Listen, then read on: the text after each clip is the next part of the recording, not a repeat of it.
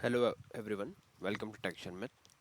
आज के सेशन में हम कोबोल से रिलेटेड एक और टॉपिक कवर करेंगे, जिसमें हम देखेंगे कि कैसे हम किसी भी स्ट्रिंग को कंकैटिनेट कर सकते हैं या ज्वाइन कर सकते हैं किसी पर्टिकुलर कैरेक्टर के बेसिस पे डिलिमिट करके। ठीक है। इससे पहले भी हमने ऐसे एग्जांपल्स देखे थे जहाँ पे हमने साइज के बेसिस पे डिलिमिशन किया था, है ना। तो अभी हम स्पेस के बेसिस पे भी हमने डिलिमिट किया था। इस सेशन में हम पर्टिकुलरली करने वाले हैं कि जब भी आप कोई एक कैरेक्टर ऐसा आपने सपोज डिफाइन किया हुआ है जिसके बेसिस पे आपको अपनी स्ट्रिंग को कंकैटिनेट करना है, तो उसका प्रोसेस क्या रहता है। ठीक है।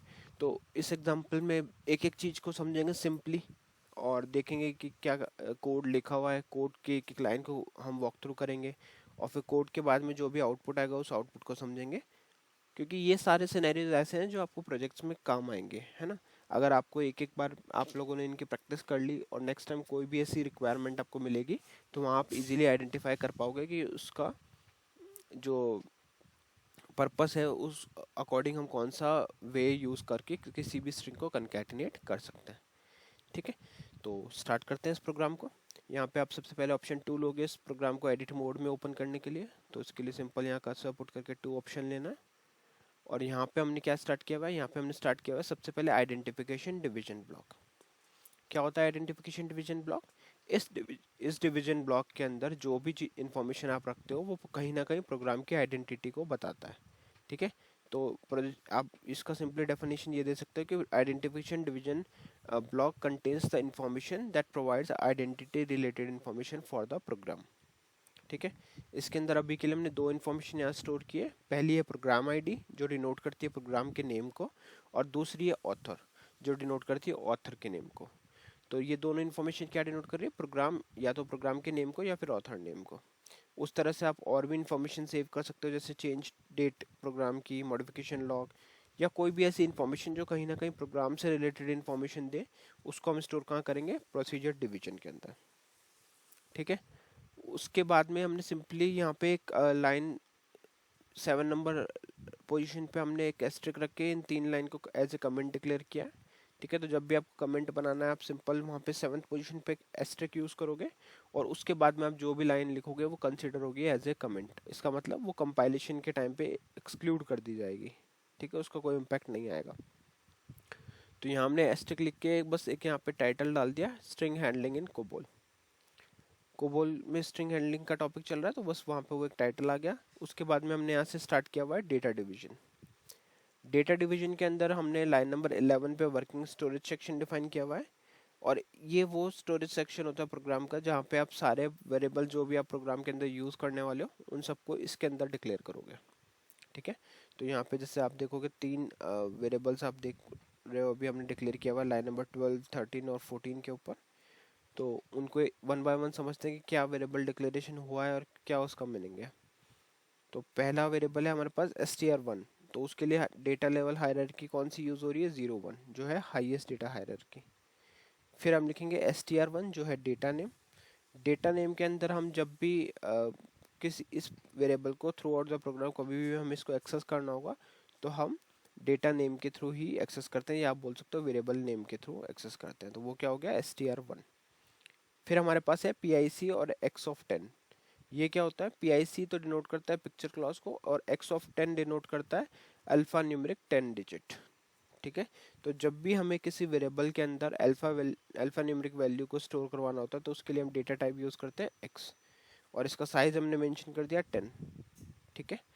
फिर हमारे पास आता है एक क्लॉज जो है वैल्यू क्लॉज, जो हमेशा ऑप्शनल क्लॉज होता है। अगर आपको इसकी नीड हो तो आप इसको यूज़ कर सकते हो, अदरवाइज आप सिंपली इसको इग्नोर भी कर सकते हो। बट इनिशियल दो जो हम वेरिएबल डिक्लेयर करेंगे उसमें हमारे को इसको डिक्लेयर करने की नीड है, क्योंकि हम एग्जांपल में उन स्ट्रिंग के ऊपर ही कंकैटिनेशन परफॉर्म करेंगे। ठीक है। तो यहाँ पे अगर आप देखोगे तो पहला वेरिएबल हमने डिक्लेयर किया str1 जो होल्ड कर सकता है 10 डिजिट अल्फा न्यूमेरिक वैल्यू, और इसमें अभी के लिए वैल्यू हमने क्या स्टोर की हुई है, TECH#123। ठीक है। तो ये क्या होल्ड कर रहा है, टेक#123। उसी तरह से हमने सेकंड वेरिएबल डिक्लेयर किया। सेकंड वेरिएबल डिक्लेयर करने के लिए हमने यहाँ पे लिखा है 0 1 जो हायर डेटा हायरार्की को शो कर रहा है। फिर str2 जो हमारा डेटा वेरिएबल या डेटा नेम है, और इसके अंदर हमने पिक्चर क्लॉज डिफाइन किया हुआ है x ऑफ 10 के लिए, जो होता है अल्फा न्यूमरिक 10। इसमें भी हमने वैल्यू इनिशियलाइज की है वैल्यू क्लॉज के थ्रू, और जो वैल्यू स्टोर की है वो है शर्मित। अगर आप चाहो तो इसके बाद भी कुछ वैल्यू लिख सकते हो, फॉर एग्जांपल यहाँ लिख देते हैं 3 4 5 4 5 3 4 5 6, ठीक है। तो ये चीज़ हमने यहाँ पे मेंशन कर दी। अब क्या हुआ, यहाँ पे लाइन नंबर 12 और लाइन नंबर 13 दोनों पे हमने दो वेरिएबल डिक्लेयर किए हैं। इन दोनों वेरिएबल में जो भी इनपुट हमने स्टोर किया हुआ है उसको हम कंकैटिनेट करेंगे और उसको स्टोर कर देंगे रिजल्ट वेरिएबल में। तो उस रिजल्ट को स्टोर करने के लिए हमारे को एक वेरिएबल की और नीड है, तो यहाँ पे मैंने वेरिएबल डिक्लेयर किया 14, जो है 01 रिजल्ट पिक ऑफ x40। तो सेम है यहाँ पे भी, हायर डेटा हायरार्की हमने डिफाइन की हुई है लेवल नंबर में 01, रिजल्ट एक वेरिएबल है, और उसके बाद में PIC x ऑफ 40 हो गया हमारा पिक्चर क्लॉज का 40 length of alpha numeric variable, ठीक है। तो ये तीनों वेरिएबल हमारे रेडी हो गए। अब हमारा रिक्वायरमेंट क्या है, देखो रिक्वायरमेंट ये है कि हमारे पास इसमें भी स्ट्रिंग है, इसमें भी स्ट्रिंग है। दोनों स्ट्रिंग में हमें सिर्फ वहीं तक का डेटा पिक करना जहाँ पे भी हमारा कोई स्पेशल करेक्टर हैश वहाँ पे यूज़ हो रहा हो, ठीक है। तो अगर आप देखोगे तो इस पूरे पार्ट में से मैं इंटरेस्टेड हूँ सिर्फ हैश तक, तो ये क्या करेगा, डिलिमिट करेगा सिर्फ हैश को देखकर। तो जहाँ भी इसको हैश मिलेगा वहाँ पे ये इसको डिलिमिट कर देगा, ठीक है।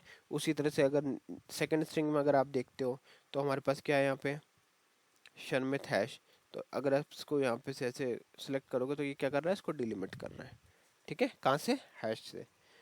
बाद में लाइन नंबर 14 पे हमने एक और वेरिएबल यूज़ किया है जिसमें हम उसको स्टोर करने वाले, तो जो भी डिलिमिटेड वैल्यू होगी वो आ जाएगी इस वेरिएबल के अंदर।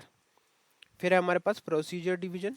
प्रोसीजर डिवीजन के अंदर हमने क्या किया हुआ है, लाइन नंबर 18, 19 और 20 के अंदर मेन लॉजिक पार्ट जो है वो यहाँ लिखा है। तो यहाँ हम स्ट्रिंग वेरिएबल यूज़ करें, string str1 delimited by hash. तो ये क्या करेगा, str1 को डिलिमिट करेगा किससे, हैश से, और str2 को डिलिमिट करेगा उसको भी हैश से, ठीक है। ऐसा जरूरी नहीं है कि आपको हमेशा हैश को यूज़ करना है, आप कोई भी करेक्टर यूज़ कर सकते हो।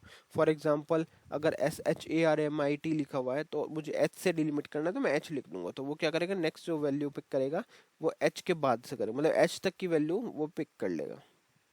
क्लियर हो गया, ठीक है। तो ये तो हो गया हमारा str1 delimited by hash, str2 delimited by hash into result and string.